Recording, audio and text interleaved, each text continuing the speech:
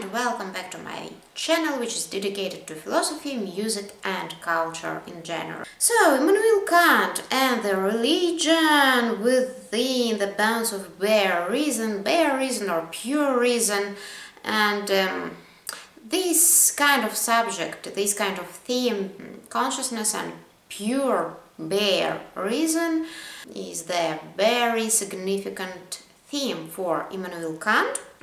This work, also we can say in German, Die Religion innerhalb der Grenzen der bloßen Vernunft, is a 1793-94 book by the Immanuel Kant, a famous German philosopher, as you know, although its purpose and original intent has become a matter of some dispute, some doubts and discussions. The book's immense and lasting influence on the history of religion, on the philosophy and history of philosophy, is undisputable and undoubtful. It consists of 4 parts called pieces, or in German Stücke, originally written as a series of 4 journal articles or some essays, some kind of essays. And Kant strongly criticizes ritual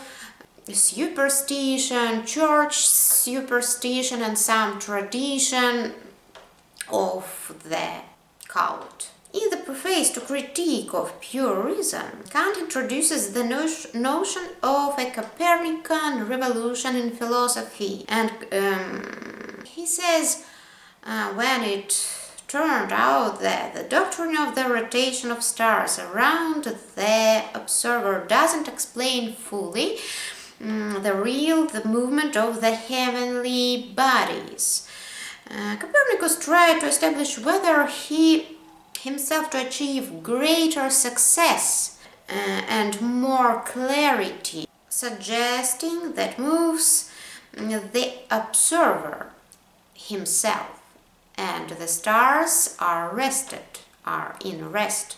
So, Critique of the Pure Reason tries to explain these problems of the irrational cognition. The observer sees the world according to his own ordering rational principle. In the same way, in my opinion, the question of the moral law and the existence of God is raised. In a note in chapter 1, religion within the bounds of bare reason, this chapter 1 is called on the inherent evil of the human, on the inherent evil in human nature, or of the human nature. So Kant draws attention to how the old moral philosophers dealt with the question of innate virtue, innate or acquired virtue in our character. Namely, should we learn virtue? A man therefore is naturally indifferent to it or vice. And the second question, is there one virtue or more than one? So it doesn't happen that a person is virtuous in some respects in some point of view and vicious in the other.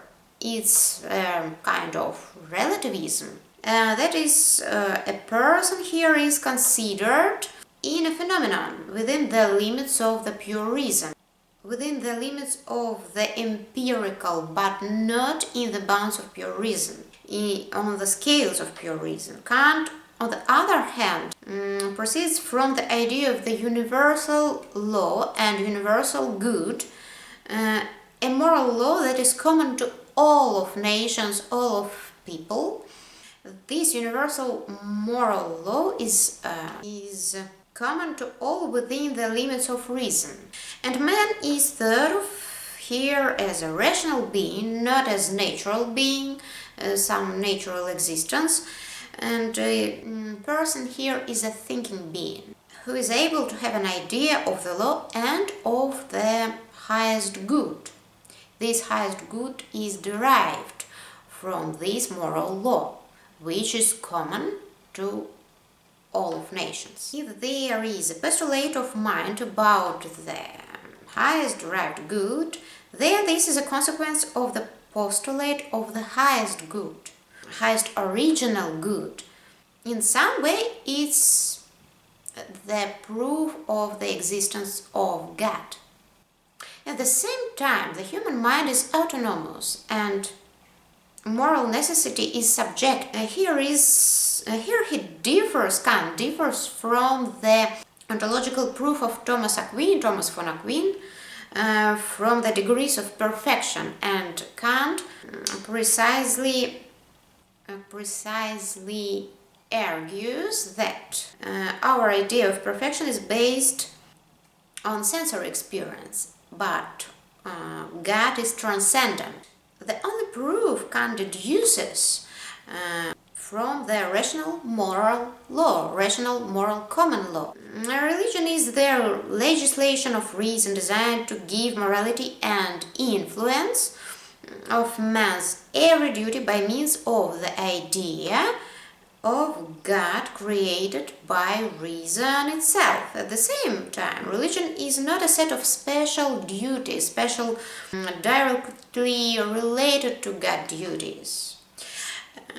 In the universal religion, there is no special duty to God. For God, we cannot, because of God cannot accept anything from us. He is transcendent, and we cannot act for Him or influence on Him. It's absolutely impossible. Reverence is not a special religious rite, but a religious way of life. It's very significant, crucial thing for Kant.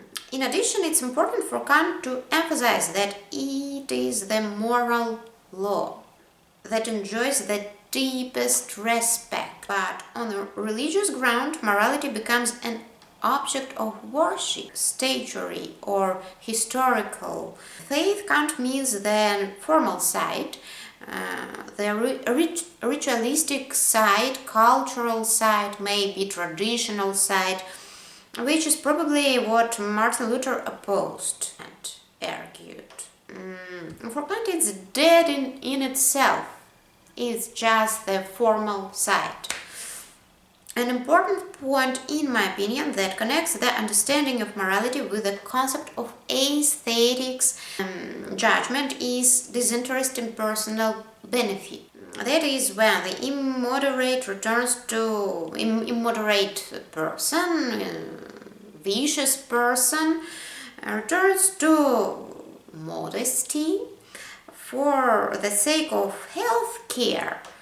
He becomes more moral according to the law, to the human law, but not virtuous according to the intelligible character.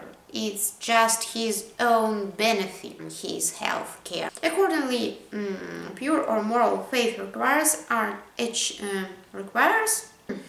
change not only in this change should be done not only in morals as such, but also in the heart, in our innate nature, in our own person.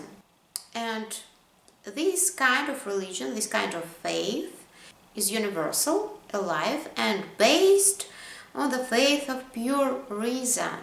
At the same time, there is only one true religion, this universal kind of religion. As for religious beliefs, according to Kant, it's more appropriate to say that this person is of one or another religion, maybe, or faith. I don't know exactly how it should be said. So, this kind of Jewish, Mohammedan, Christian, Catholic or Lutheran cult, rather than to say that he professes a particular religion, because religion is more universal subject. Moral religion is expressed precisely in the desire to lead a virtuous life, but not in a cult.